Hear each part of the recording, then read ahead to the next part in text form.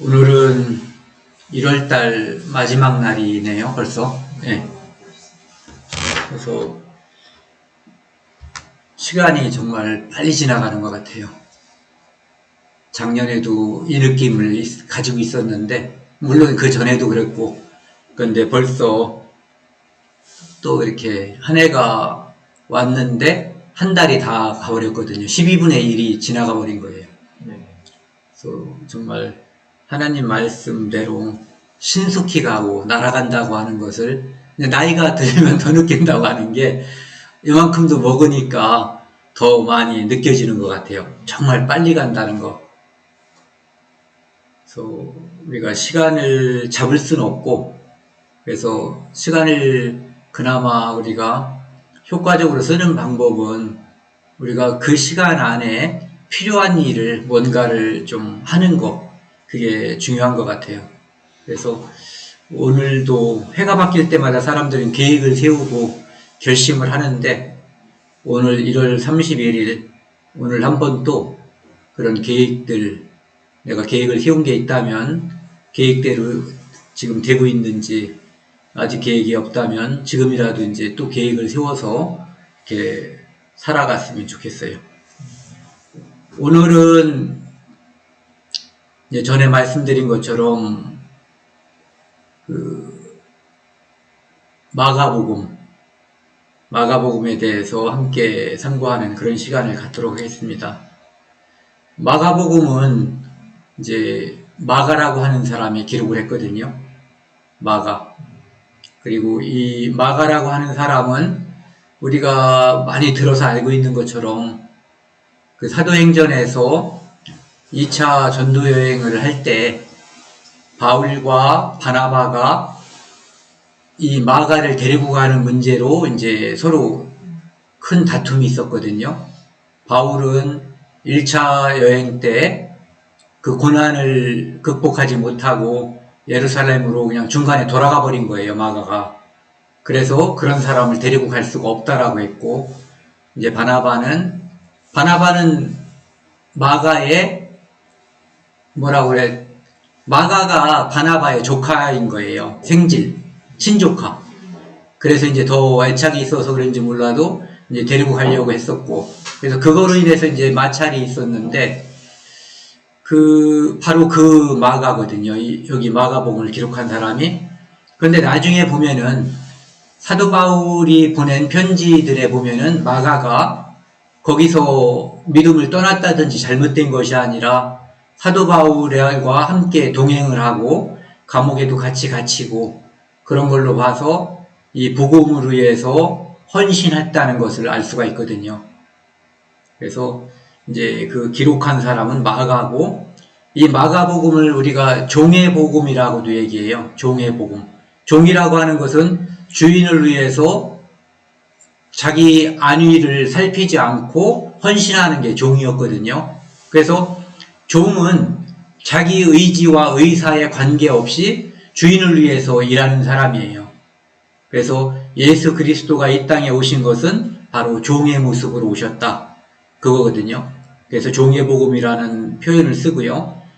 그 뜻을 가장 잘 나타내고 있는 것이 마가복음 10장 45절 말씀이에요. 인자가 온 것은 섬김을 받으려 함이 아니라 도리어 섬기려 하고 자기 목숨을 많은 사람의 대속물로 주려 함이니라. 예수님께서 이 땅에 오신 이유가 바로 처음부터 그분은 죽어주러 오신 거예요. 세상지를 지고 가는 하나님의 어린 양으로서 이 세상 사람들을 섬기는데, 어떻게 섬기냐 하면은 자기 목숨까지 내주는 것. 우리를 위해서 자기 목숨을 대속물로 내주고 그는 죽고 우리는 죄로부터 자유함을 주기 위해서 이 땅에 오셨다라고 되어 있거든요. 그래서 종 중에서도 정말 하나님의 뜻에 완전히 순복하는 진짜 종의 모습이 이 마가복음에 기록되어 있는 거죠. 그리고 이 마가복음은 좀 전에 말씀드린 것처럼 인류의 속죄 사역을 위해서 스스로 고난받는, 누가 여기다가 너 고난받으라고, 일반적인 종들은 그렇게 태어나든지 아니면은 빚에 의해서 빚지면서 종이 되잖아요. 그런데 예수 그리스도는 스스로 종이 된 거예요. 스스로 고난받는 종 예수 그리스도를 이제 마가복음에서 이야기하고 있고요. 그래서 이 마가복음은 다른 사복음서와 약간 구조가 다른 것이 이 마가복음이 1장부터 16장까지 있는데 그 중에 그 상당 부분을 차지하는 3분의 1 이상 제가 계산을 해보니까 37% 이상 되는 부분이 이제 그 마지막 일주일 또는 마지막 8일에 북한대에서 기록된 거예요. 그러니까 예수님의 공생의 기간이 3년 반이라고 하면은 마가복음에서는 전체 37% 정도를 이제 그 마지막 8일에 할애했다. 이렇게 되어 있어요. 그러니까 그 자기 목숨을 다른 사람의 대속물로 주려고 죽어주는 종의 모습에 대해서 이제 많이 할애를 해서 특별히 그 부분에 강조해서 기록한 책이고요. 그 다음에 이 마가복음이 기록된 시대를 사람들이 여러 가지로 이제 추정하는데 정확하게는 잘 모르는 것 같아요. 왜냐하면 설이 많이 있으니까요. 그런데 이 마가복음 13장에 보면은 그 헤롯 성전, 그 다음 예수님 당시의 성전이죠. 그것이 이제 로마에 의해서 부서질 것, 돌 위에 돌 하나도 남지 않을 것에 대한 예언이 나와 있거든요. 그 얘기는 바로 헤롯 성전이 아직 부서지지 않았다는 얘기고, 로마가 예루살렘을 침공하지 않았다는 얘기거든요. 그때까지는. 그래서 이제 주후 70년에 디도 장군이 이제 예루살렘에 와서 예루살렘 성전을 부셔버리잖아요. 그래서 그 전에 기록되었을 것이라고 추정을 하고, 통상적으로 그래서 빠른 사람들은 AD 54년 정도 또는 이제 늦게 보는 사람들은 AD 68년 전에는 기록되어 있을 것이다 라고 이제 보는 거예요. 그래서 마가복음에 대해서는 간단하게 이렇게 소개를 하고요. 이제 마가복음에 대해서 그 중에서 이제 제가 오늘 주제 말씀으로 잡은 것은 마가복음 7장 2절에서 7절 말씀입니다. 제가 일단 한번 이 부분을 읽어드리겠습니다. 큰 광풍이 일어나며 물결이 배에 부딪혀 들어와 배에 가득하게 되었더라. 예수께서는 고물에서 베개를 베고 주무시더니 제자들이 깨우며 이르되 선생님이여 우리가 죽게 된 것을 돌보지 아니하시나이까 하니 예수께서 깨어 바람을 꾸짖으시며 바다더러 이르시되 잠잠하라 고요하라 하시니 바람이 그치고 아주 잔잔하여지니라. 예수님께서 배의 고물이라고 하는 것은 배의 뒷부분이에요. 그러니까 선미라고 할 수가 있는 거죠. 그곳에서 이제 예수님께서 주무시고 있었는데 엄청난 이제 파도가 광풍이 일어서 물결이 일어나니까 제자들이 이제 두려워가지고 예수님을 깨운 거예요. 우리가 죽게 된 것을 돌보지 않습니까? 이렇게 얘기한 거죠. 그러니까 예수님이 깨가지고 바람을 꾸짖으신 거예요. 우리는 통상적으로 누군가를 꾸짖는다면은 그것은 보통 사람이겠죠. 또는 짐승이거나 그럴 수도 있어요. 그렇죠? 그런데 뭐 식물이라든지 의사표현을 서로 하지 않는, 아니면 뭐 벽이라든지, 가끔 뭐 술 취한 사람들이 벽에다가 화풀이도 하지만 그건 통상적인 반응은 아니거든요. 일상적으로 사람이 뭔가 명령하고 하는 것은 보통 사람에게죠. 또는 훈련이 됐거나 의사소통이 조금 이루어지는 이제 강아지처럼 애완동물, 이제 그런 것들에게 뭔가 하는데 예수님은 바람을 꾸짖으신 거예요. 바다더러 이르시되 잠잠하라 고요하라. 그런데 결과가 보여지는 거예요. 바람이 그치고 아주 잔잔하여 지더라. 이에 제자들에게 이르시되 어찌하여 이렇게 무서워하느냐? 너희가 어찌 믿음이 없느냐 하시니. 지금 너희가 나와 함께 하고 있지 않냐? 나와 함께 하고 있는데 왜 무서워하냐 이거죠. 우리가 가지고 있는 믿음이라고 하는 것이 이제 여기서 우리가 한번 살펴봐야 되거든요. 우리는 살면서 고난에 처할 때가 많이 있어요. 어떤 때는 아픔, 질병 이런 것 때문에 이제 힘들어하고 두려워하고, 또 어떤 때는 금전적인 문제, 또 누군가가 뭐 나를 때리려고 한다든지 협박하거나 그러면 두려워할 수도 있거든요. 그런데 여기 나와 있는 예수님께서 뭐라고 말씀하냐면, 어찌하여 이렇게 무서워하느냐, 너희가 어찌 믿음이 없느냐 하시니. 이 이야기는 통상적으로 사람들은 다 두려워하고 무서워하는 건데, 지금 너희들이 나와 같이 있지 않냐 이거죠. 그 모든 것을 주관하고 주장할 수 있는 분이 너희와 함께 있는데 왜 무서워하느냐, 왜 걱정하느냐, 이런 얘기인 거죠. 그리고 41절, 그들이 심히 두려워하여 서로 말하되 그가 누구이기에 바람과 바다도 순종하는가 하였더라. 오늘 주제 말씀이 여기를 잡은 거예요. 그가 누구이기에. 제자들이 그들이 서로 말한 거예요. 도대체 저분이 누구이기에 바다도 순종하는가, 바람도 순종하는가. 그리고 우리에게 왜 무서워하냐라고 질책하시는 분, 마땅히 무서워할 상황인데 그것에 대해서 왜 무서워하냐고 질책하시는 분, 저분이 누구인가 궁금하다. 도대체 저분은 누구일까? 우리를 불러서 그분이 나를 따르라 해서 우리가 지금 따라가고 있지만 저분은 과연 누구일까? 그래서 제자들은 예수님을 지금 따라가고 있고 예수님이 보여준 많은 기적들도 봤지만 아직까지 이분의 정체에 대해서 확실히 모르는 거예요. 이분이 정말 누구인지.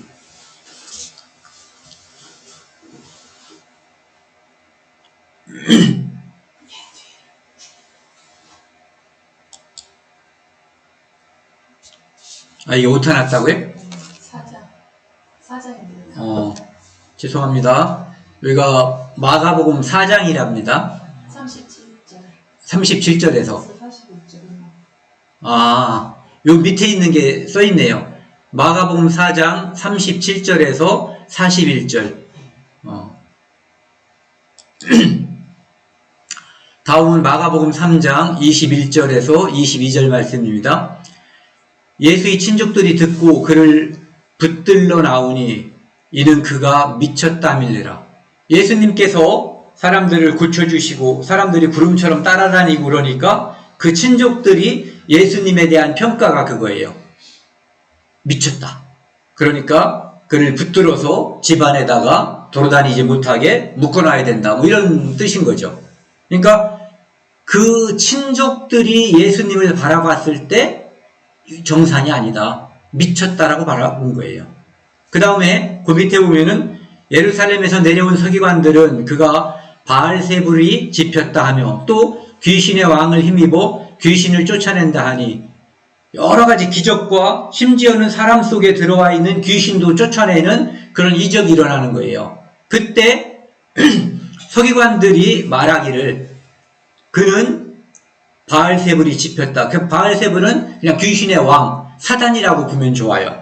그러니까 귀신의 왕을 힘입어 귀신을 쫓아낸다. 즉 하나님의 아들이라고 보는 것이 아니라 귀신의 왕, 사탄이다. 이렇게 바라보는 거죠.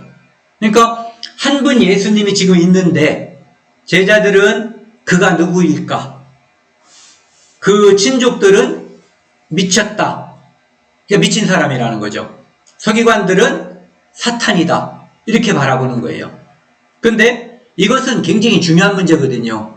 상대를 내가 어떻게 바라보는가, 그를 누구라고 바라보는가, 이게 중요한 거거든요. 특히 믿음의 대상인 그를, 어떤 분은 자기의 믿음의 대상을 부처님을 믿음의 대상으로 보는 거고, 또 어떤 분은 예수님, 하나님을 믿음의 대상, 또 어떤 분은 또 다른 것들을 아무거나 믿으면 되지, 또는 이 세상의 모든 신은 결국은 하나일 거야. 그런데 나는 그를 부처님이라고 불러, 나는 하나님이라고 불러, 이렇게 말하는 사람들도 있거든요. 그러니까 믿음의 대상을 누구로 잡는지, 또 그를 무엇이라고 생각하고 있는지는 우리가 믿음을 가질 때 무척 중요한 문제거든요.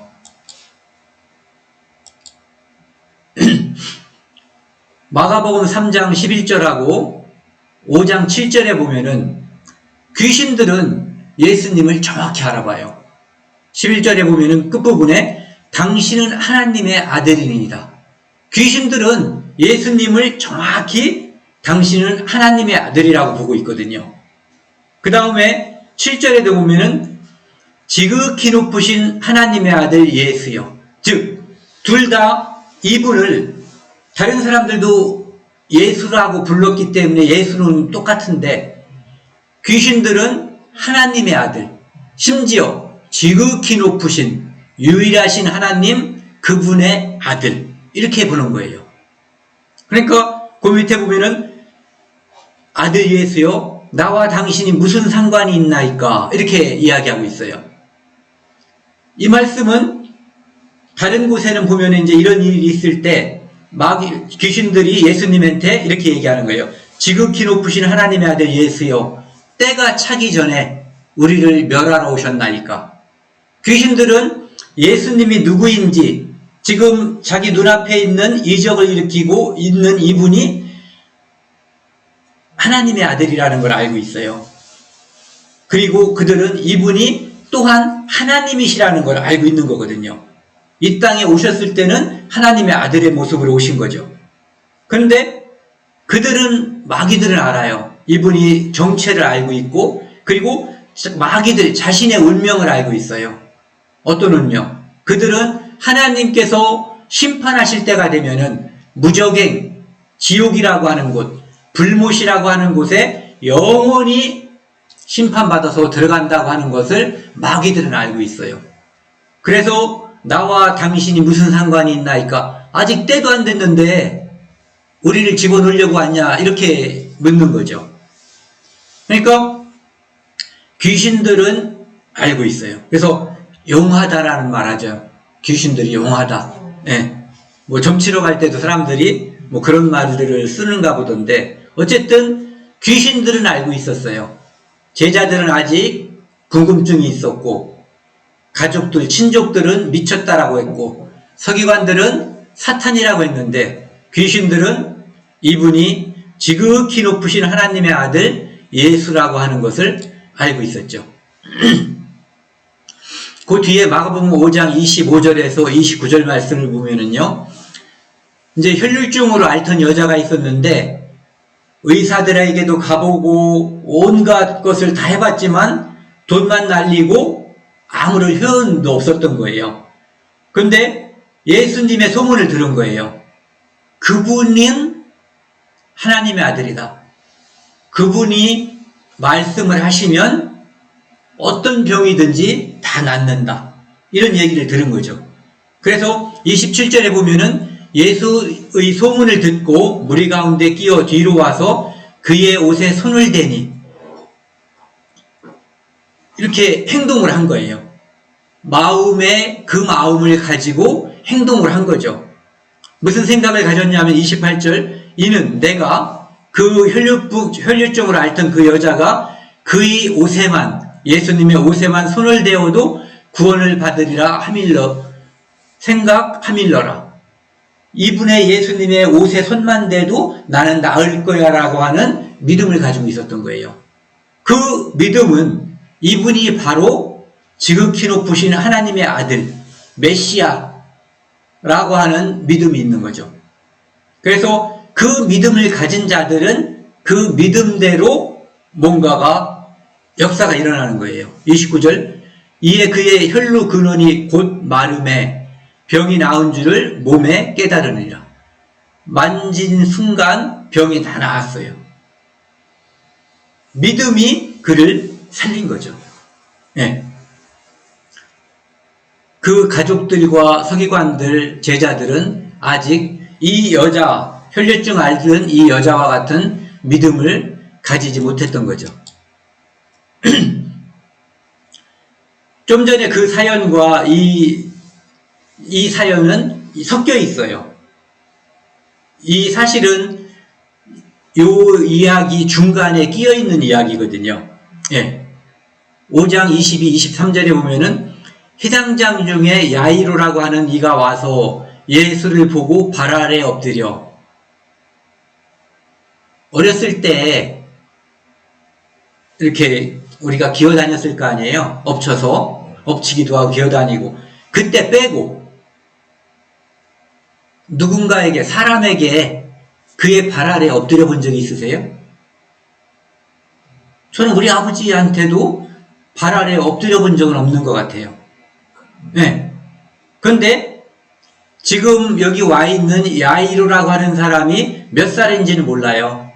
하지만 예수님이 돌아가시기 전에 예수님의 나이가 33세쯤이라고 했으니까 이 아이를 가지고 있었던 야이로라고 하는 사람은 그 사람 예수님보다 육신의 나이로 볼 때 더 많을 수도 있고 작을 수도 있지만 어쨌든 아이는 아니에요.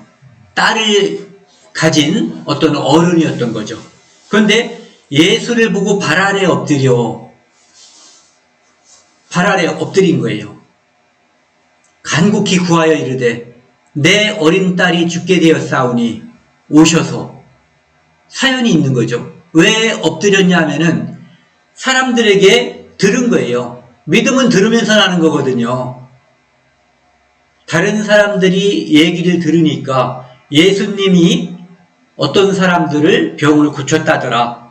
수많은 사람들을 고쳤다더라. 심지어는 말씀도 하지 않고 조금 전에 그 여자처럼 가서 슬쩍 예수님의 옷만 만졌는데 그렇게 해도 내가 나을 거다라고 믿었던 사람들은 병이 나았다더라. 이런 이야기들을 들었겠죠. 그래서 예수님에 대한 믿음이 생긴 거예요. 이 아이로는. 그래서 그에게 가면 내 딸이 나을 수도 있겠다. 그렇기 때문에 어이 예수 양반 우리 집에 와서 내 딸 좀 고쳐줘 이렇게 말하는 거하고 이건 버릇이 없는 거잖아요. 도덕이 없는 거죠. 예의가 없는 거죠. 정말 이분이 설사 마음이 없거나 바쁘더라도 꼭 들어줄 수 있게끔 발 아래 엎드린 거예요. 자기 딸이 죽게 되었으니까 오셔서 그 위에 손을 얹으사 그로 구원을 받아 살게 하소서 하거늘. 그러니까 매우 간절한 사연이 지금 있는 거죠. 그래서 그의 발 아래 엎드렸는데 내가 간절한 사연이 있다고 해도 지금 내 딸이 죽는다고 해도 의사한테 가서 살려주세요. 그쵸? 아니면 돈이 없어서 의사한테 갈 형편이 안 되면 돈 있는 사람에게 돈 좀 꿔주세요 라고 매달리겠죠. 왜? 그들이 의사 또는 돈 가진 사람이 내 딸의 생명을 좌우할 수 있다라고 생각을 하니까. 그런데 이 야이로는 바로 예수님이 그 일을 행할 수 있을 것이다라고 판단한 거예요. 그렇기 때문에 그 발에 엎드린 거죠. 그러니까 예수님이 누구인가에 대해서 답이 있는 거죠. 그냥 지나가는 사람, 점쟁이, 서기관, 바리새인 그런 사람들한테 가서 자기 딸의 목숨을 구해달라고 발 아래 엎드리진 않았을 거예요. 그러니까 야이로라고 하는 이 해당장은 예수님을 메시아로, 즉 하나님의 아들로 알고 있는 거죠. 그래서 그 다음 장면을 보시면요. 38절부터 해당장의 집에 들어갔더니 사람들이 막 떠들고 통곡하고 있어요. 이미 예수님이 당도했을 때에는 그 딸은 이미 죽어버렸던 거예요. 그래서 39절에 보면은 들어가서 그들에게 이르시되 너희가 어찌하여 떠들며 우느냐 이 아이가 죽은 것이 아니라 잔다 하시니. 예수님은 누구든지 사람이 볼 때 죽은 자를 늘 살릴 수 있는 분이에요. 그분이 원하시기만 하면. 그러니까 사람이 볼 때 죽은 것은 예수님이 볼 때 자는 것과 똑같은 거죠. 우리가 자는 사람을 보고 통곡하지 않잖아요. 야, 밥 먹어. 아침이야 학교가. 이렇게 해서 깨우는 거거든요. 그러니까 예수님에게 있어서 그분은 하나님이시기 때문에 그래서 잔다라고 표현한 거거든요. 그때 40절 보면은요. 지금 떠들며 우는 그 사람들이 예수님을 이렇게 보는 거죠. 그들이 비웃더라. 웃기고 있네. 이런 거죠. 요즘 말로 하면은. 철없는 사람. 야, 이 사람아, 이미 죽었어. 뭔 망발이야. 뭐 이렇게 하는 거예요. 예수께서 그들을 다 내어보신 후에, 보내신 후에 예수님을 믿지 않는 자들은 일단 그 자리에서 뒤로 물려버린 거예요. 아이의 부모와 또 자기와 함께 한 자들을 데리시고 아이 있는 곳에 들어가사 그 아이의 손을 잡고 이르시되 달리다굼 하시니 번역하면 곧 내가 네게 말하노니 소녀야 일어나라 하심이라. 소녀야 일어나라. 죽은 자에게 우리는 죽기 전에 누구 좀 죽지 않게 해주세요. 기도하죠. 누구 건강하게 해주세요. 지금 누가 아픈데 회복시켜주세요. 기도하지만 죽은 다음에 기도해봤어요? 죽은 사람, 이 사람 좀 살려달라고? 네. 그런 믿음이 우리에게 없는 거예요. 네. 그런데 예수님은 달리다굼 소녀야 일어나라. 그랬더니 이 소녀가 깨어났다고, 일어났다고 되어 있거든요. 그러니까 야이로라고 하는 사람은 예수님을 정확히 본 거죠. 이분은 내 딸을 죽지 않게 할 수 있다. 지금 죽었다고 하고 다른 사람들이 비웃고 있지만 화가 나가지고 빨리 좀 오라고 할 때 빨리 좀 오지, 왜 지체해가지고 내 딸이 죽었냐라고 원망하지 않고 이미 죽었잖아요. 지금 그런 상태에서 예수님이 뭔가를 하려고 할 때 믿음이 없으면은 이제 됐다고 가라고 이렇게 할 수 있는 거잖아요. 실망해서. 그런데 예수님의 인도함에 따라갔거든요. 그는 예수님을 그때까지도 믿은 거예요. 자기 딸이 죽었다고 하는데도 예수님을 믿은 거죠. 왜? 그분은 하나님의 아들이기 때문에. 하나님이 아니면은 할 수 없는 일을 하는 거거든요. 지금까지 자기가 소문으로 들은 일들도 그분이 하나님의 아들, 하나님이시기 때문에 하는 일이었고, 지금 내가 아직도 희망의 끈을 놓지 않고 있는 그것도 역시 하나님의 아들이어야만 가능한 그 일을 기대하고 있는 거죠. 6장 1절에서 3절 보시면은요, 예수님께서 이제 고향으로 가는데 제자들도 따라가요. 안식일이 되어서 해당해서 가르치는 시니 많은 사람이 듣고 놀라와 이르되 목수의 아들, 목수 요셉의 아들, 특별히 공부한 것도 없는 사람, 이게 그 사람들이 바라보는 예수에 대한 평가예요. 그런데 가르치는데 놀라운 거예요. 놀랍다는 얘기는 하나님이 기적을 베풀면 놀랍지 않죠. 그런데 제가 만약에 지금까지 여기서 성경에서 열거한 그런 일을 제가 하고 있다면 놀랍겠죠. 네. 기대하지 않은 사람이, 기대하지 않은 장소, 기대하지 않은 분이 무엇을 하면은 그게 놀라운 거거든요. 그것처럼 예수에 대한 평가가 그의 고향에서 그냥 그저 그런 사람이었는데 놀라운 것을 발견한 거예요. 그 가르침의 내용이 심상치 않은 거죠. 이 사람이 어디서 이런 것을 얻었느냐? 왜? 그 사람은 배운 적이 없는데 알고 있거든요. 이 사람이 받은 지혜와 그 손으로 이루어지는 이런 권능이 어찌 됨이냐? 이 사람이 말하는 것은 엄청난 지혜가 예수님에게서 나오는 거예요. 그리고 그 손으로 이루어지는 권능, 죽은 자를 살리고 아픈 자를, 병든 자를 고치고 이런 권능이 어찌 됨이뇨? 궁금하잖아요. 이 사람들은 다 보고, 직접 보고 또 듣기도 하는 거예요.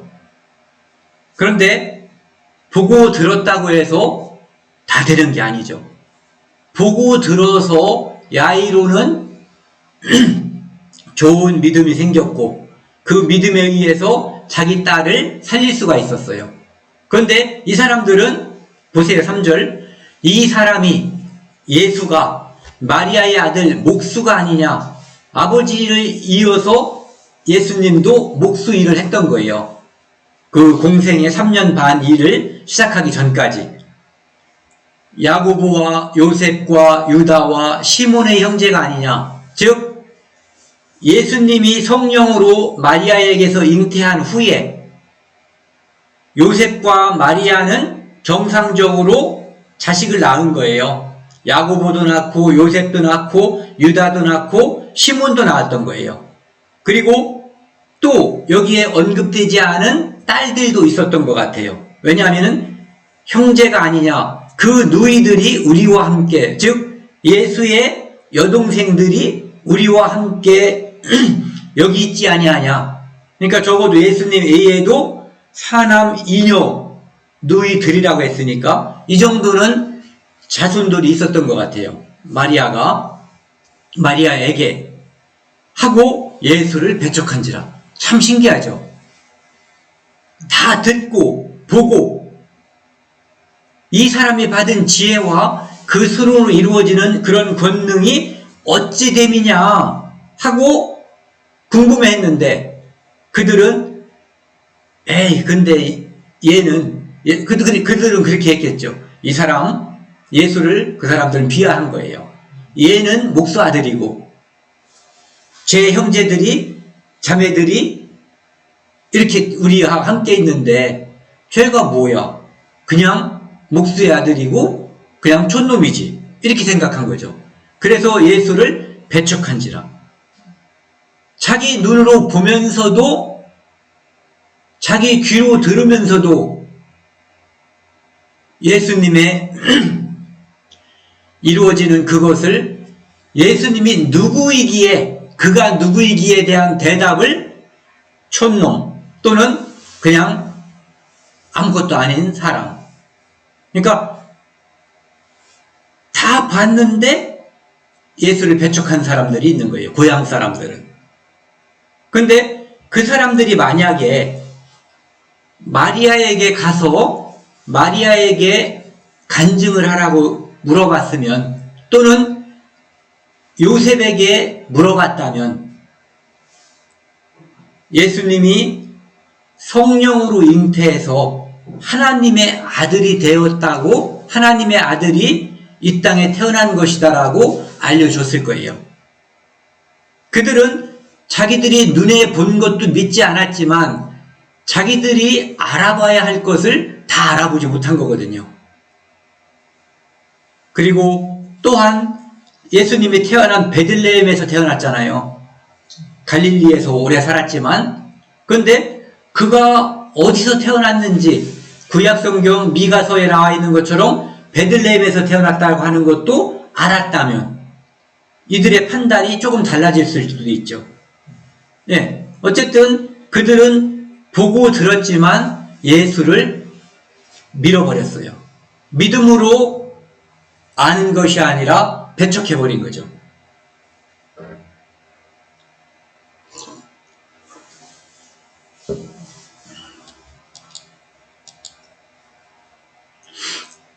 뒤에요. 마가복음 6장 49에서 52절에 보시면요. 제자들이 그가 바다 위로 걸어오심을 보고 유령인가 하여 소리 지르니.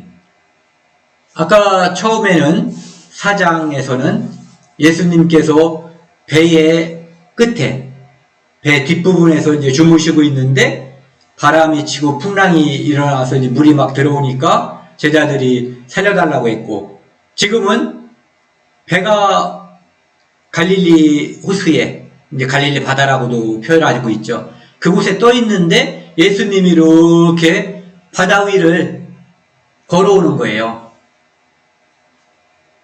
불가능한 거죠. 예. 걸어오심을 보고 유령인가 하여 소리 지르니 그들이 다 예수를 보고 놀람이라.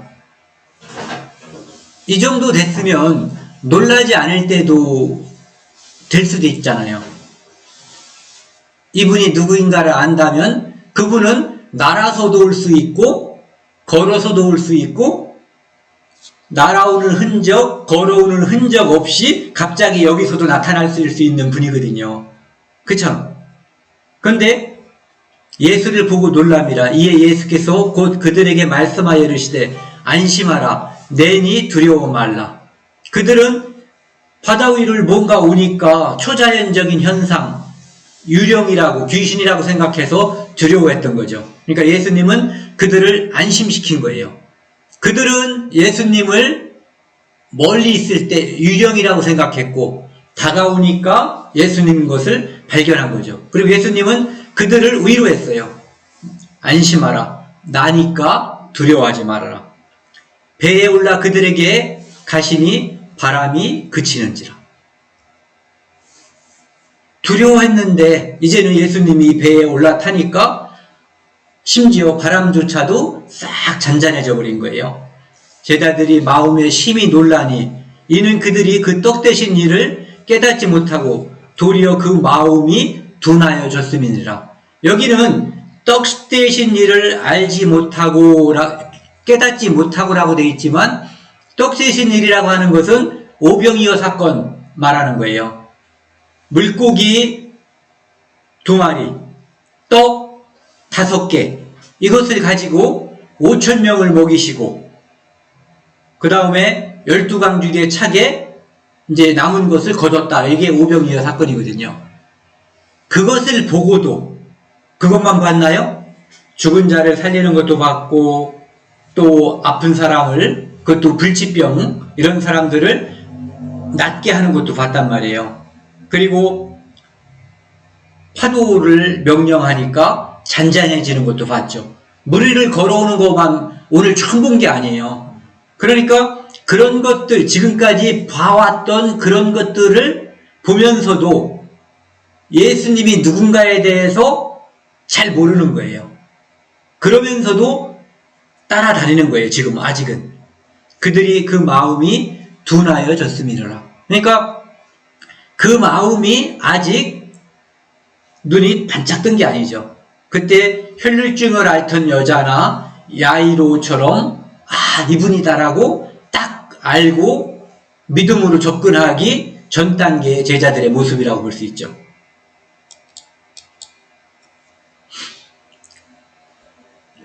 마가복음 5장 55, 56절에 보시면요.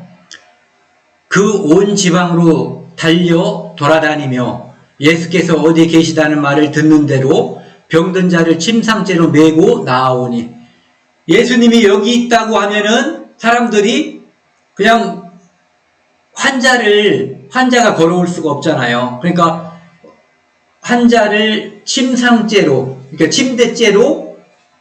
침대에 누워있는 채로 사람들이 메고 와서 제발 좀 고쳐주세요 하는 거예요. 막 달려오는 거예요. 여기 있다고 하면은 여기로 달려오고 저기 갔다고 소문나면 거기로 달려오고 그러니까 수많은 사람들이 예수님이 있는 곳에 구름처럼 달려오는 거예요. 56절 아무데나 예수께서 들어가시는 지방이나 도시나 마을에서 병자를 시장에 두고 예수께 그의 옷가래도 손을 대게 하시기를 간구하니 옷을 대는 자는 다 성함을 나음을 얻으니라. 지금 이 사람들과 제자들의 모습을 한번 생각을 해보세요. 또는 고향 사람들의 모습을 생각을 해보세요. 이 사람들은 예수가 있다고 하면은 침상째로 메고 달려가는 거예요. 55장 꼭대기 보세요. 온 지방으로 달려 돌아다니며 힘들여서 시장까지 갔는데 예수님이 또 딴 데로 갔어. 그럼 거기까지 또 달려가는 거예요. 갔더니 또 거기 흔적이 없고 소문에 의하면 지금 뭐 갈릴리 바닷가에 있다, 해변가에 있다 그러면은 또 거기까지 달려가는 그런 모습을 보이는 거죠. 그러니까 이 달려가는 사람들의 모습, 마음, 믿음을 한번 살펴보자 이거죠. 그들은 예수님이 누구인가를 알고 있는 거예요. 그렇기 때문에 그들은 달려가고 그리고 그들은 달려가서 자기들의 병 낫기를 또는 자기들이 메이고 온 그 환자의 병 낫기를 간구하는 거죠. 그러니까 이 사람들의 마음은 간절한 거예요. 그러니까 믿음이라고 하는 것은 이 간절함일 때 나타나는 거죠. 마치 마태복음 5장의 4절에 있는 말씀처럼요. 애통하는 자는 복이 있나니 그들이 위로를 받을 것이며. 애통하는 자. 애통하는 자들은 좀 전에 우리가 봐왔던 그 환자들, 혈루증을 앓던 여자도 있었고요. 자기 딸이 죽게 됐던 야이루라는 사람도 있었고, 그 다음에 침상을 통째로 막 들고 뛰어다니던 그 사람들의 갈급함, 애절함이 있었거든요. 그 사람들은 마음에 애통하는 마음이 있어요. 그런데 이 애통하는 마음을 해결해 줄 수 있는 분, 이것을 풀어줄 수 있는 분은 하나님밖에 없잖아요. 그래서 애통하는 자에게 복이 있다는 것은 애통하기 때문에 복이 있는 것이 아니라 애통하는 자는 하나님을 찾게 되고, 하나님은 그들의 애통함을 들어주시고 풀어주시는 거거든요. 그래서 이 애통하는 마음, 중심 마음에 통해하는 마음이 있는 사람들을 하나님은 가까이 하시는 거예요. 그리고 애통하는 마음이 있지만 그것을 하나님이 아닌 다른 대상에게 의지한다면 그는 복이 없고 의로를 받지 못하겠죠. 네. 마가복음 8장에 보시면은요, 바리새인들이 나와서 예수를 힐난하며 그를 시험하여 하늘로부터 오는 표적을 구하거늘. 바리새인들이 하는 일이 뭐냐면은 다른 사람들은 예수님의 어떤 행동, 그것을 보고 예수님을 따라다니면서 병 낫기를 간구하고, 아니면은 예수님을 따라다니면서 그 말씀을 듣기를 이제 구하는 거거든요. 그런데 이 바리새인들도 예수님을 계속 추적을 해요. 따라다닌다는 얘기죠. 그래서 듣고 보는 것은 똑같아요. 그런데 바리새인들은 예수를 비난하는 거예요. 그리고 그를 시험하여 하늘로부터 오는 표적을 구하거늘. 네가 하나님의 아들이면, 네가 메시아면 정말 우리에게 하나님의 아들이라고 하는 것을 보여다오. 마치 마귀가 예수님을 시험했던 것처럼 네가 하나님의 아들이면 이 돌들로 떡이 되게 하고 높은 성에서 뛰어내리면 천사가 받들 거야. 한번 뛰어내려봐. 이렇게 시험한 거죠.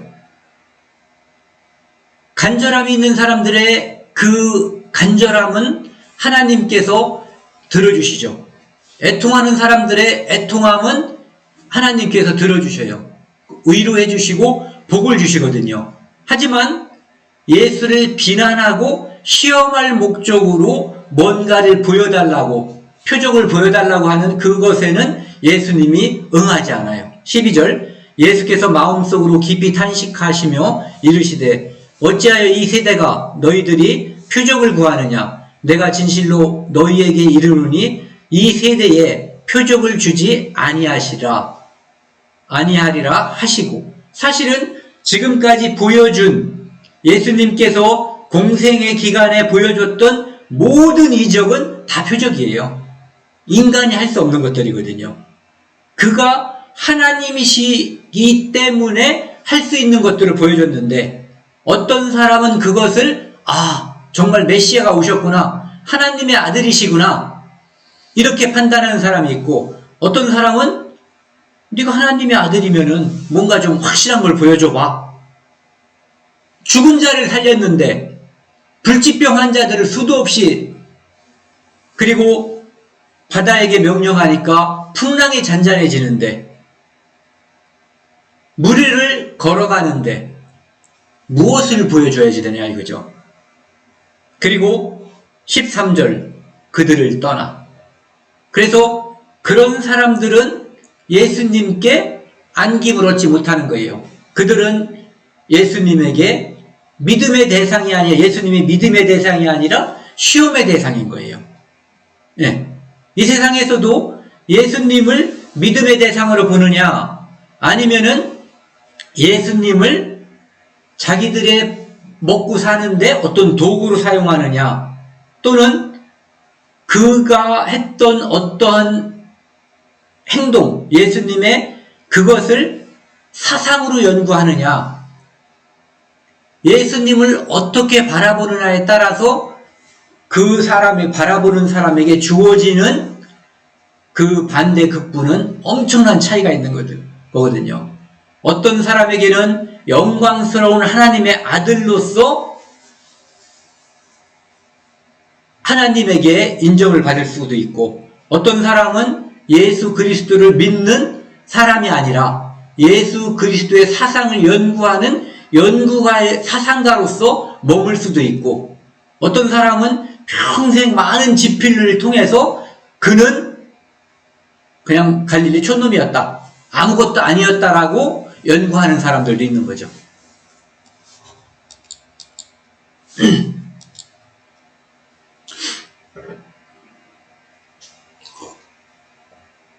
많은 사람들이 예수에 대해서 바라보는 시선, 시각이 많은 시선이 있었어요. 그런데 예수님은 제자들에게 이제 단도직입적으로 딱 물어봤어요. 너희는 나를 누구라고 하느냐? 다른 사람들은 그렇고, 너희들 쫓아다니는 너희들은 나를 누구라고 생각하느냐? 사람들이 이제 먼저 물어본 거죠. 예수님께서 다른 사람들이 나를 누구라고 하느냐, 이걸 물어봤고, 그 다음에 너희는 나를 누구라고 하느냐, 이 두 가지 질문을 한 거죠. 제자들이 여자와 이르되, 그 사람들 말하는 거예요. 사람들이 예수를 이렇게 평가하는 거죠. 세례 요한, 더러는 엘리야, 더러는 선지자 중에 하나라고 사람들이 생각하고 있더라고 예수님에게 전달한 거예요. 그러니까 예수님이 너희는 나를 누구라고 하느냐, 누구라고 생각하느냐. 그때 베드로가 대답했어요. 주는 그리스도 신이이다. 또 다른 곳에서는 주는 그리스도요 살아계신 하나님의 아들이시니이다, 이렇게 고백을 하죠. 그때 예수님께서 이에 자기의 일을 아무에게도 말하지 말라 경고하시고, 아직 내가 그리스도라고 하는 것을 완전히 밝힐 때가 이르지 않았다는 거죠. 그러면서 이것을 이제 드디어 말하는 거예요. 예수님께서 이 땅에 오신 진짜 목적, 인자가, 예수님이 많은 고난을 받고 장로들과 대제사장들과 서기관들에게 버림받아 죽임을 당하고 사흘 만에 살아나야 할 것을 비로소 그들에게 가르치시되, 왜 비로소 이때 가르쳤냐 하면은 바로 베드로의 고백이 있었기 때문이에요. 베드로가 예수님을 메시아로, 그리스도로, 하나님의 아들로 바라봤거든요. 그렇기 때문에 내가 온 것은 바로 그리스도인데 이 역할을 하는 그리스도라 이거죠. 그리스도의 두 가지 모습, 하나는 만왕의 왕으로 오시는 그리스도, 메시아, 구세주, 또 하나는 여기 나와 있는 것처럼 많은 고난을 받고 십자가에서 모든 인류의 죄를 대속하기 위해서 피 흘려서 돌아가시고 우리를 다시 살리기 위해서 부활하시는 그 만왕의 왕, 죽음을 이기시는 메시아 그리스도의 모습이 있거든요. 이 두 가지를 구약성경에 두 가지가 기록이 되어 있는데, 이제 드디어 내가 온 목적이 이 두 번째 말한 십자가에서 고난을 받고 피 흘려 죽음으로써 너희의 죄를 대속하기 위함이다라고 하는 것을 이제 처음으로 밝히는 거예요. 그전에는 밝혀도 뭔 말인지 모르죠. 왜? 이분이 누구신지 모르니까. 그리고 안다고 해도 그들은 첫 번째 말한 만왕의 왕의 메시아, 그것을 바라고 지금 따라다니고 있는 거거든요. 그런데 나는 그 목적으로 온 게 아니라 이런 목적으로 왔다라고 하는 것을 이제 처음 밝히시는 거예요. 마가복음 10장에 보면은요, 그 재미난 에피소드가 있는데, 그 예수께서, 어떤 사람이 예수께서 와가지고 예수님께 물어본 거예요. 선한 선생이여, 내가 무엇을 하여야 영생을 얻으리이까? 어떻게, 무엇을 해야 영생을 얻느냐고 하는 것은 사람들에게 굉장히 중요한 질문이거든요. 그런데 그 질문의 내용이 많이 틀려 있는 거예요. 잘못된 거죠. 사람들은 무엇을 하여야 영생을 얻는 걸로 착각하고 있어요. 지금 이 시대에 많은 기독교인들 중에서도 무엇을 해야만 영생을 얻는지를 착각하고 있어요. 그리고 기독교가 아닌 수많은 종교가 무엇을 해야만 그들의 신이 말한 유토피아, 그들의 신이 말한 어떤 환상적인 곳에 간다라고 가르치고 있기 때문에 많은 사람들이 오해를 하고 있는 거죠. 그러니 실상은 무엇을 해석하는 것이 아니라 하나님께서 우리에게 해주신 일, 그것을 알고 믿음이 생길 때 영생을 얻는 거죠. 그런데 이 청년은 또 한 가지 오해한 게 있어요. 선한 선생이요. 예수님을 선생으로, 사람으로 바라본 거거든요. 예수께서 이르시되 네가 어찌하여 나를 선하다 일컫느냐? 하나님 한 분이 선한 이가 없느니라. 이 말씀은 네가 선하다고 했으면 나를 메시아인 줄 알아야지 선생님이요 이렇게 말하는 것은 문제가 있다는 거죠. 또는 선생님이요라고 말했다면은 선한이라는 표현을 쓸 수가 없는 거죠. 사람이니까. 예. 그래서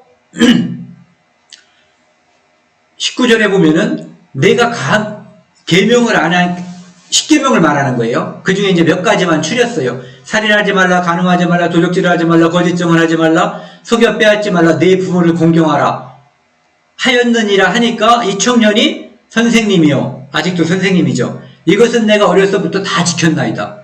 무척 용감한 청년이에요. 절대 지킬 수 없는 것을 어렸을 때부터 다 지켰다라고 말하고 있는 거죠. 그러니까 예수께서 그래도 그를 사랑해요. 그를 보시고 사랑하사 이르시되 내게 아직도 한 가지 부족한 것이 있으니, 말씀은 지금 한 가지 부족한 것이 있으니라고 했지만 100% 부족한 거였죠. 예. 100% 오해하고 있는 거였고요. 가서 내게 있는 것을 다 팔아. 이거 환장할 일이죠. 다 팔아. 조금 팔아가 아니라 다 팔아라고. 가난한 자들에게 주라. 그리하면 하늘에서 보화가 내게 있으리라. 그리고 와서 나를 따르라 하시니 그 사람은 재물이 많은 고로 그 말씀으로 인하여 슬픈 기색을 띠고 근심하여 가니라.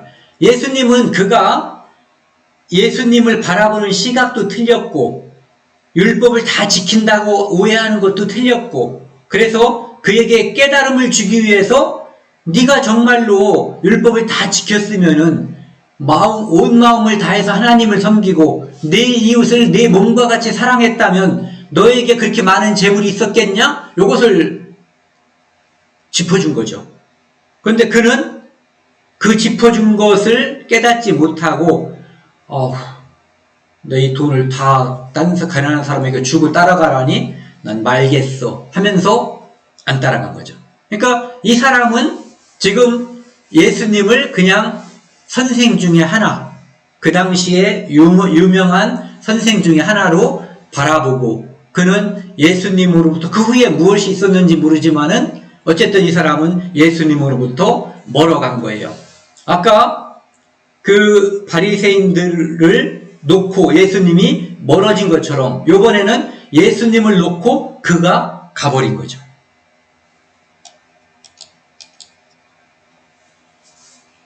예수님께서 제자들 3명을 데리고 우리가 흔히 변화산이라고 하는 곳에 갔을 때, 그때 하늘에서 소리가 나왔어요.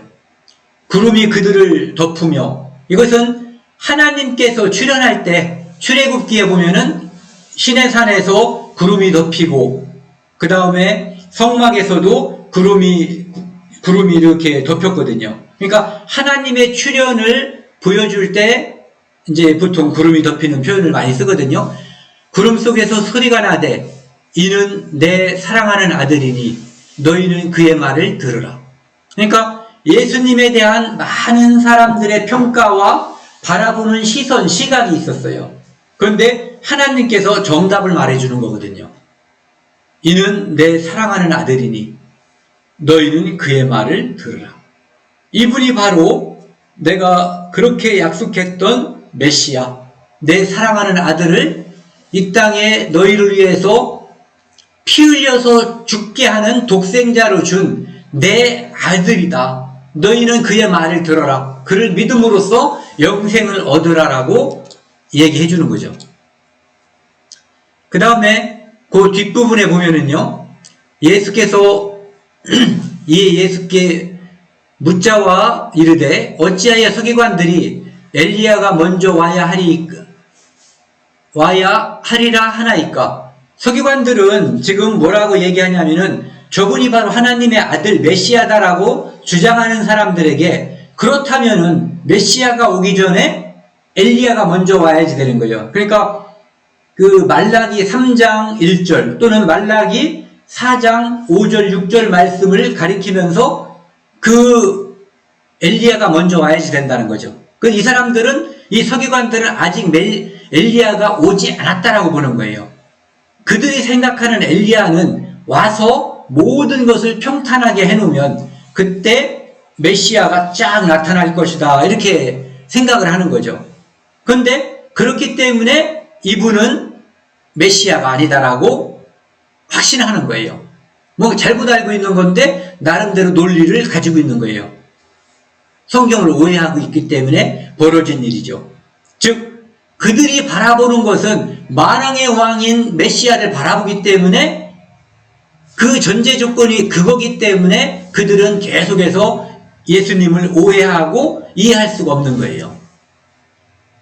12절에 이르시되 엘리야가 과연 먼저 와서 모든 것을 회복하거니와 어찌 인자에 대하여 기록하기를 많은 고난을 받고 멸시를 당하리라 하였느냐. 메시아가 와서 모든 것을 회복한다면 예수님이 이 땅에서 고난을 받을 이유가 없지 않냐 이거죠. 그러니까 그들은 만왕의 왕의 메시아를 이야기하고 있고 예수님은 고난받는 메시아를 얘기하고 있으니까 안 맞는 거예요. 13절 그러나 내가 너희에게 이르노니 엘리야가 왔으되, 세례 요한을 말하는 거죠. 기록된 바와 같이 사람들이 함부로 대화했느니라. 우선 세례 요한을, 즉 엘리야가 왔다고 한 것이 바로 세례 요한을 가리키는 건데, 세례 요한을 함부로 대해서 죽였던 것처럼 나를 함부로 대하고 죽일 것을 이제 언질하는 거죠. 그들은 세례 요한을 잘 바라봤다면 예수님도 잘 바라볼 수 있는 시선이 있었을 거예요. 15절에 보시면은요, 예수님께서 십자가에 이제 달려서 돌아가실 때 마지막으로 이제 엘리 엘리 라마 사박다니 이런 말씀을 했거든요. 그걸 번역하면은 나의 하나님 어찌하여 나를 버리셨나이까, 이런 말씀인데 그 말 속에 엘리 엘리 이런 말이 들어가니까 그것이 엘리야라고 하는 것으로 이 사람들은 착각한 거예요. 35절 곁에 있던 자 중 어떤 이들이 듣고 이르되 보라 엘리야를 부른다. 아, 드디어 엘리야를 부르는구나. 엘리야를 불러? 이렇게 생각한 거죠. 그 뜻이 아닌데 그럼 이제 엘리야가 와서 구할라나? 이렇게 생각을 하는 거예요. 한 사람이 달려가서 해면에 신포도주를 적시어 갈대에 깨어 마시게 하고 이르되 가만두라. 엘리야가 와서 그를 내려주라 보자 하더라. 아직도 이 사람들은 예수님에 대해서 예수님이 십자가에 못 박힌 것이 무슨 의미인지, 이분이 누구인지에 대해서 전혀 모르는 거예요. 예. 예수께서 큰 소리를 지르시고 숨지시니라. 이에 성수의장이 위로부터 아래까지 찢어져 둘이 되니라. 성수에서 지성소로 들어가는 휘장이 쫙 찢어져 버린 거예요. 위에서부터 밑으로 이렇게 갈라져 버린 거죠. 그래서 이제는 대제사장이 1년에 한 번만 대속죄절날 들어갈 수 있는 그것이 아니라 누구든지 언제든지 지성소에 하나님께 갈 수 있게끔, 우리가 하나님께 기도하면 늘 하나님께 직통으로 연결될 수 있게끔 예수님께서 십자가에서 우리의 모든 죄의 담을 허물어 주신 거거든요. 그러니까 모든 죄를 소멸해 버리신 거죠. 가려 주신 거예요. 예수를 향하여 섰던 백부장이 그렇게 숨지심을 보고 이르되 이 사람은 진실로 하나님의 아들이었도다 하더라. 참 희한한 거죠. 그의 동족들, 그의 친족들, 고향 사람들, 서기관들, 바리새인들, 유대에서 율법을 연구하고 성경을 연구했다는 사람들은 예수님을 믿지 않고 배척하고 아무것도 모르는데 이 이방인 백부장, 로마 백부장이 진실을 말하는 거예요. 이 사람은 진실로 하나님의 아들이었도다. 나중에 이 사람이 구원을 받았는지 어떤지 모르지만 그런 사연들이 나중에 나올 수도 있겠죠. 마가복음 9장에 보시면은요, 이는 제자들을 가르치시며 또 인자가 사람들의 손에 넘겨 죽임을 당하고 죽은 지 사흘 만에 살아나리라는 것을 말씀하셨기 때문이라. 그러나 제자들은 이 말씀을 깨닫지 못하고 묻기도 두려워하니라. 이분이 만왕의 왕이 되면 내가 뭔가 한 자리를 차지하려고 지금 따라다니는데 죽는다고 그러고 3일 만에 살아난다고 그러는데 3일 만에 살아난다는 얘기는 들리지도 않는 거예요. 죽는다는 말. 이게 뭐야? 그렇잖아요. 내가 모든 걸 투자했는데 이분이 그 회사가 망하면 나는 아무것도 아니잖아요. 그래서 이 말씀을 하실 때까지도 다시 또 한 번 자기가 십자가에 달리고 죽어서 피 흘리고 죽고 사흘 만에 부활할 것을 말씀하셨을 때도 제자들은 아무도 깨닫지 못한 거예요. 그가 누구인지를 모르는 거죠. 그렇기 때문에 예수님이 십자가에 달릴 때 그들은 다 도망가 버린 거예요. 9장, 마가복음 9장 21절 말씀이요. 예수께서 그 아버지에게 물으시되 언제부터 이렇게 되었느냐 하시니 이르되 어릴 때부터니이다. 귀신 들린 아이를 아버지가 데리고 온 거예요. 귀신이 그를 죽이려고 물과 불에 자주 던졌나이다. 귀신 들려가지고 얘가 물에도, 뜨거운 물에도, 또는 차가운 물이어도 깊은 물에, 아니면 불에 이렇게 다 들어가서 다치는 거죠. 그러나 무엇을 할 수 있거든 우리를 불쌍히 여기사 도와주소서. 그러니까 예수님께 납작 엎드린 거예요. 제발 좀 도와주세요. 무엇을 할 수 있거든이라고 했지만 그건 표현상의 문제이지 불쌍히 여겨 도와달라고 하는 거죠. 예수께서 할 수 있거든이 무엇이냐? 믿는 자에게는 능치 못한 일이 없느니라. 내가 하나님인데 내가 메시아인데 무엇이 불가능하겠느냐? 네가 나를 무엇으로 알고 있느냐? 그것이 중요하다는 거죠. 곧 그 아이의 아버지가 소리를 질러 이르되 내가 믿나이다. 나의 믿음 없는 것을 도와주소서. 예수님을 무엇으로 바라보는지 그리고 나에게 처한 이 상황이 무엇인가를 알 때 우리는 이런 기도를 하는 거거든요. 내가 믿나이다. 나의 믿음 없는 것을 도와주소서. 우리는 늘 하나님 앞에서 이런 기도가 필요한 거예요. 내가 믿나이다. 나의 믿음 없는 것을 도와주소서.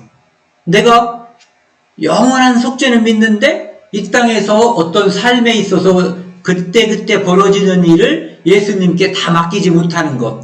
그때 내가 믿나이다. 나의 믿음 없는 것을 도와주소서. 이렇게 기도할 수가 있는 거죠. 이 마가복음을 이제 총정리하면서 아까도 한번 인용을 했지만 마가복음의 핵심 말씀이 이거거든요. 인자가 온 것은 섬김을 받으려 함이 아니라 도리어 섬기려 하고 자기 목숨을 많은 사람의 대속물로 주려 함이니라. 예수님께서 종으로 이 땅에 태어났고 종으로 살았고 종으로 십자가에 달렸고 그리고 종으로 부활하신 거예요. 이게 마가복음의 주제거든요. 그래서 예수님께서 이 땅에 오신 이유는 많은 사람의 목숨을 위해서 자기가 십자가에서 대속물로 주려 하심이라. 그리고 이것을 완성하신 거죠. 다만 그 예수님을 누구로 바라보느냐, 그가 하신 일이 무엇이냐, 이것을 알기 전에 우리는 그가 누구인가를 알아야지 돼요. 그가 누구시기에 이런 일을 했는지, 왜 했는지, 그 일이 나와는 무슨 상관인지 이것을 알아야 되는 거죠. 그래서 나에게 예수님은 어떠한 분이신가? 이 땅에 있는 모든 사람들은 이것을 한번 생각해 봐야 되는 거예요. 내게 예수님은 누구신가? 또 예수님 앞에 나는 누구인가? 하나님의 자녀인가? 멸망받을 존재인가? 이것이 마가복음에서 우리가 한번 생각해 봐야지 될 꼭 중요한 주제라고 볼 수가 있는 거죠. 요한복음 17장 3절에는 영생은 곧 유일하신 참 하나님과 그가 보내신 자 예수 그리스도를 아는 것이니이다, 이렇게 되어 있어요. 우리가 믿음이라고 하는 것, 또는 영생이라고 하는 것, 거듭남이라고 하는 것은 유일하신 참 하나님과 이 세상 만물을 만드신 분이 있다는 것, 이 세상은 저절로 되지 않았다는 것, 그것을 우리가 알아야 되는 거예요. 그리고 그것을 만드신 분, 만물을 만드신 유일하신 하나님, 그분을 우리가 알아야지 되는 거고요. 그 다음에 그분이 이 땅에 보내신 분, 예수 그리스도, 그는 이 땅에 대속물로 오신 분이거든요. 그래서 우리 죄를 완전히 대속하시고 영원히 대속하시고 죽으시고 부활하신 분, 그분을 아는 거, 그분을 예수 그리스도를 그렇게 알 때 하나님께서는 성령을 통해서 우리에게 믿음을 주시는 거거든요. 그래서 이 땅에 오신 예수님이 종으로 오신 분, 그분이 이 땅에 왜 오셨는지, 나는 그분을 누구라고 생각하는지, 지금 현재 나는 그분 앞에 어떠한 존재인지, 이거를 우리는 늘 직시해야지 돼요. 그래서 내가 믿음이 부족할 때, 믿음이 없을 때 내가 믿나이다, 나의 믿음 없는 것을 도와주소서. 이것은 현재 구원받은 믿음이 있는 사람이나 구원받은 믿음이 아직 없는 사람이나 똑같이 우리가 창조주 하나님께, 예수 그리스도께 해야 할 기도죠. 오늘 여기까지 마치겠습니다.